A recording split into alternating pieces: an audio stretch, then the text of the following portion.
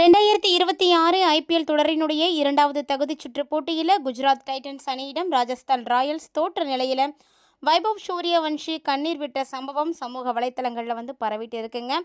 அதாவது இந்த போட்டியில் ராஜஸ்தான் ராயல்ஸ் அணி தோல்வி அடைந்து இறுதிப் போட்டிக்கு முன்னேறும் வாய்ப்பை இழந்திருக்கு. தொடரில் இருந்து வெளியேறிய இந்த ஒரு அணியில் இந்த தோல்வி ராஜஸ்தான் ராயல்ஸ் அணியினுடைய இளம் வீரராக இருக்கக்கூடிய வைபவ் சூரியவன்ஷியை பெரிதும் பாதித்தது அப்படின்னே சொல்லணும். போட்டி முடிஞ்சதுமே மைதானத்தினுடைய எல்லைக்கூட அருகே அமர்ந்திருந்த அவர் தன்னுடைய உணர்ச்சிகளை கட்டுப்படுத்த முடியாமல் தேம்பி தேம்பி அழுதிருக்காரு. துண்டால தன்னுடைய முகத்தை மூடிக்கிட்டு அவர் கண்ணீர் விட்ட காட்சி அங்கிருந்த வீரர்களையும் ரசிகர்களையும் மிகவும் சோகத்தில் ஆழ்த்தியதுங்க. இவ்வளவு சின்ன வயசுல அணியினுடைய வெற்றிக்காக அவர் காட்டிய அர்ப்பணிப்பு எல்லாரையுமே ஆச்சரியப்பட வச்சிருக்கு. முன்னதாக பார்த்தீங்கன்னா ராஜஸ்தான் அணி ஆரம்பத்தில் விக்கெட்டுகளை இழந்து தடுமாறிய போது தனி ஒருவனாக போராடிய வைபவ் 47 பந்துகளில் 96 ரன்களை குவித்தார். இதில் 8 பவுண்டரிகள் மற்றும் 7 மெகா சிக்ஸர்களும் அடங்கும் அப்படின்றது குறிப்பிடத்தக்க விஷயம். 9வது ஓவர் முதல் 12வது ஓவர் வரை விக்கெட்டுகள் சரிந்த போது தன்னுடைய இயல்பான அதிரடியை குறைத்து நிதானமாக விளையாடி 31 பந்துகளில் அரை சதம் கடந்திருந்தார். இது இவருடைய ஐபிஎல் வரலாற்றில் மெதுவான அரை சதமாகும். இருந்தாலும் ஒரு முனையில் நிலைத்து நின்று ஆடியதால் ராஜஸ்தான் அணி 214 ரன்களை எட்டியிருந்தது.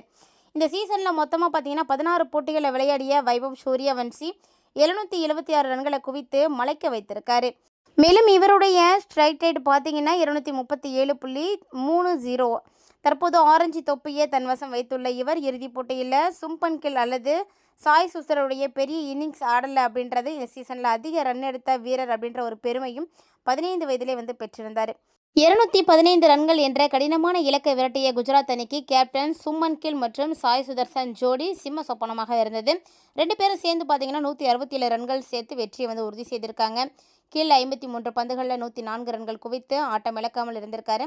அதே மாதிரி சாய் சுதர்சனும் 58 ரன்கள் எடுத்திருக்காரு. 18.4 ஓவர்களில் இலக்கை எட்டிய குஜராத் அகமதாபாத்தில் நடைபெற்ற பிரம்மாண்டமான இறுதிப் போட்டியில் ராயல் சேலஞ்சர்ஸை பெங்களூர் அணியோட மோத போகிறாங்க. என்னால் சிக்ஸரை அடிக்க முடியும் அப்படின்ற போது நான் ஏன் சிங்கிளாக ரன் எடுக்கணும்? அதாவது ஒரு 10லேருந்து 11 வயசில் இருக்கக்கூடிய சிறுவன் தன்னுடைய பயிற்சியாளரிடம் இப்படி கூறினா அது அறியாமையாக இருக்கலாம். ஆனால் இன்றைக்கி அந்த சிறுவன் பார்த்தீங்கன்னா ஐபிஎல் தொடரில் பல சாதனைகளை படைச்சிட்டு இருக்காருங்க. அவர் தான் நம்ம வைபவ். இவர் பார்த்தீங்கன்னா தன்னுடைய 10லேருந்து 11 வயசுலேயே இந்த மாதிரி விஷயத்தை அவருடைய பயிற்சியாளர்கிட்ட சொல்லியிருந்தார். 15 வயசாக இருக்கக்கூடிய வைபவ் சூரியவன்ஷி ஐபிஎல் 2026 குஜராத் அணிக்கு எதிரான குவாலியர் 2 போட்டியில் 7 சிக்ஸர்கள் மற்றும் 8 பவுண்டரிகளோட 96 ரன்களை குவிச்சிருந்தார். முன்னாடியே சன்ரைசர்ஸ் ஹைதராபாத் அணிக்கு எதிரான போட்டியில் 12 சிக்ஸர்கள் மற்றும் 5 பவுண்டரிகளோட உதவியோட 29 பந்துகளில் 97 ரன்களை குவிச்சிருந்தார். குவாலி பவர் 2 போட்டிக்கு ராஜஸ்தான் ராயல்ஸ் தகுதி பெற்றிருந்தார். வைபவ் முக்கிய பங்காற்றியிருக்காரு. இந்த போட்டியில் வைபவ் சூரியவன்ஷினுடைய ஸ்ட்ரைக் ரேட் பார்த்தீங்கன்னா 334.48 இருந்திருக்கு.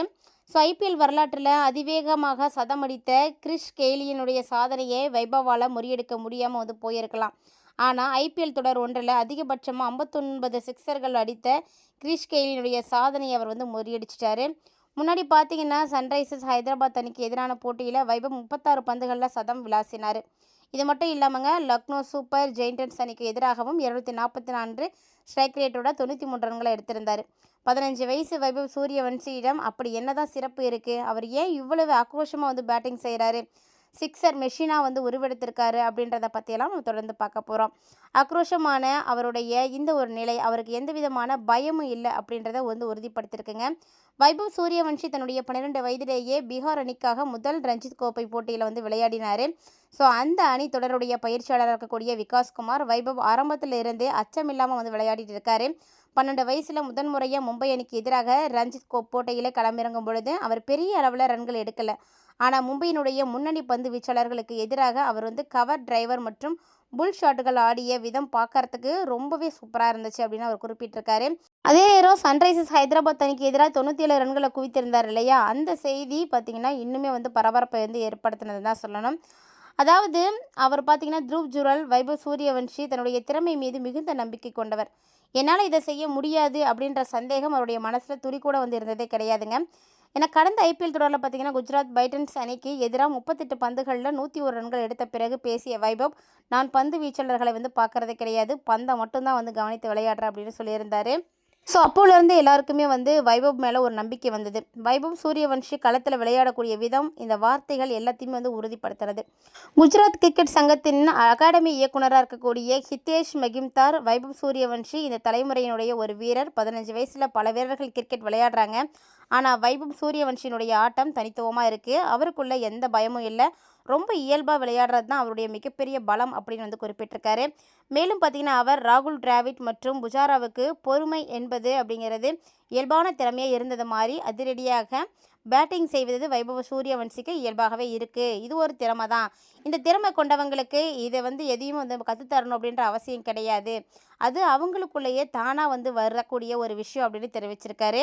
வைபவ் சூரியவன்ஷியினுடைய சிறுவயது பயிற்சியாளராக இருக்கக்கூடிய மணிஷ் ஓஜா, வைபவ் 8 வயசாக இருக்கும்போது என்னிடம் வந்தார். சின்ன வயசுலேருந்தே அவருக்கு எந்த பயமும் கிடையவே கிடையாது. பயம் இல்லாமல் தான் விளையாடிட்டு இருக்காரு. அவருக்கு 10லேருந்து 11 வயசு இருக்கும்போதே நீங்களும் 1 அல்லது 2 ரன்கள் எடுக்க வேண்டும் அப்படின்னு நான் சொன்னேன். அதுக்கு அவர் என்ன சொன்னார்னா, என்னால் சிக்ஸர் அடிக்க முடியும் அப்படிங்கும்போது நான் ஏன் 1, 2 ரன்னெல்லாம் எடுக்கணும் அப்படின்னு என்கிட்ட கேட்டார். ஸோ இது எனக்கு இன்னமும் ஞாபகம் இருக்குது அப்படின்னு அவர் வந்து குறிப்பிட்டிருக்காரு. அதே மாதிரி அவர் பார்த்திங்கன்னா ரொம்ப நம்பிக்கை வச்சுருந்தார். என்னால் சிக்ஸர் அடிக்க முடியும், ஏன் நான் பவுண்ட்ரி மட்டும் அடிக்கணும் அப்படின்லாம் அவர் வந்து கேள்வியெல்லாம் அப்பயே வந்து கேட்டிருக்காரு. ஸோ விகாஸ் குமார் தற்போது ஜார்க்கண்ட் மாநிலத்தினுடைய 19 வயதுக்கு உட்பட்டோர் அணியினுடைய பயிற்சியாளராக வந்திருக்காரு. வைபவ் சூரியவன்ஷி குறித்து ஒரு சம்பவத்தை அவர் பகிர்ந்துக்கும் பொழுது, அவர் வைபவ் உன்னுடைய திட்டம் என்ன அப்படின்னு நான் ஒரு நாள் கேட்டேன். அதுக்கு அவர் வந்து என்ன சொல்லியிருந்தார் அப்படின்னா, அவர் பார்த்தீங்கன்னா திட்டம் அப்படின்லாம் ஒன்றும் கிடையாது, வந்தால் அடித்து ஆடுவோம் அப்படின்னு மட்டும்தான் வந்து அவர் சொன்னார். ஸோ இது மாதிரி ஒரு விஷயத்தை ராஜஸ்தான் ராயல்ஸ் அணியினுடைய முன்னாள் தலைமை பயிற்சியாளர் இருக்கக்கூடிய ராகுல் டிராவிடமும் வைபவ் சூரியவன்ஷி வந்து சொல்லியிருந்தார். ஸோ முதல் பந்து கிடைத்தாலே அதை நான் பறக்க விடுவேன் அப்படின்னு அவர் கூறின அந்த விஷயம் பிபிசி விருது வழங்கக்கூடிய விழாவில் ராஜஸ்தான் ராயல்ஸ் அணியினுடைய முன்னாள் கேப்டன் சஞ்சு சாம்சன் வந்து தெரிவித்திருந்தார். வைபவ் பார்த்தீங்கன்னா கடந்த 2 வருஷமாகவே இன்னுமே ஆக்ரோஷமாக வந்து மாறியிருக்காரு. வைபவ் ஆடக்கூடிய விளையாட்டை பார்த்து, ஆக்ரோஷத்தை பார்த்து நானே வியந்து போயிருக்கேன். வைபவ்கிட்ட மிகப்பெரிய மாற்றம் ஏற்பட்டிருக்கு. ஆரம்பத்தில் அவர் இவ்வளவு ஆக்ரோஷமாக பேட்டிங் செய்தது கிடையாது அப்படின்னு அவங்க வந்து தெரிவிச்சிருக்காங்க. வைபவ் பார்த்தீங்கன்னா அவர்கிட்ட இருக்கக்கூடிய பலவீனங்களை சரி செய்ய என்னென்ன முயற்சிகள் வந்து எடுக்கணும் அப்படின்னு சொல்லியிருக்காரு அப்படின்னா, வைபவ் சூரியவன்ஷி தன்னைத்தானே வந்து பெரிதும் மேம்படுத்திக்கிட்டு இருக்காருங்க. ஸோ பயிற்சியாளர் மணிஷ் ஓஜா வந்து சொல்கிறாரு, பயிற்சியில் அதிக கவனம் செலுத்தி கடினமாக உழைக்கக்கூடியவர் அவர் தான். அதனால் அவர்கிட்ட எந்த திட்டமும் வந்து வச்சுக்கிறது கிடையாது. நிறைய பயிற்சி செய்கிறாரு. த்ருவ் ஜூரல் அவரை வந்து பற்றி மிகவும் வந்து பாராட்டி சொல்லியிருக்கிறதெல்லாம் மிகப்பெரிய விஷயம் அப்படின்னு சொல்லியிருக்காங்க. அதாவது அவர் 100 கிலோமீட்டருக்கு மேலே பயணம் செய்ய வேண்டி இருந்துச்சு அப்படின்னா, ஒரு நாள் விட்டு ஒரு நாள் தான் வருவார். வரக்கூடிய நாட்களில் தீவிரமாக வந்து பயிற்சி செய்வார். அப்படியே அவர் வரும்பொழுது பல்வேறு வந்து ஷாட்களை வந்து கற்றுக் கொடுப்பதில் எங்களுடைய கவனமும் இருந்துச்சு. அதனால் தற்காப்பு ஆட்ட பயிற்சி அப்படிங்கிறது பெரிய அளவில் வந்து இருக்கல அப்படின்னு தான் அவர் வந்து குறிப்பிட்டிருக்காரு. ஸோ இவருடைய முயற்சி தான் இவ்வளவுக்கும் காரணம் அப்படின்னு சொல்லியிருக்காங்க. ஸோ இது மட்டும் இல்லாமல் பிரெகோஸ்வான்ஸ் கோப்பை அணியினுடைய முன்னாள் பயிற்சியாளர் இருக்கக்கூடிய விகாஷ் குமார் என்ன சொல்லியிருக்காருன்னா, வைபவனுடைய வாழ்க்கையில் இதுவரைக்கும் அவருக்கு கிடைத்த எல்லா பயிற்சியாளர்களுமே அவருடைய விருப்பப்படி விளையாட அவருக்கு முழு சுதந்திரம் வந்து கொடுத்துருக்காங்க. அதனால தான் அவராலையும் சிறப்பாக வந்து பேட்டிங் செய்ய முடியுதுன்னு குறிப்பிட்டிருக்காங்க.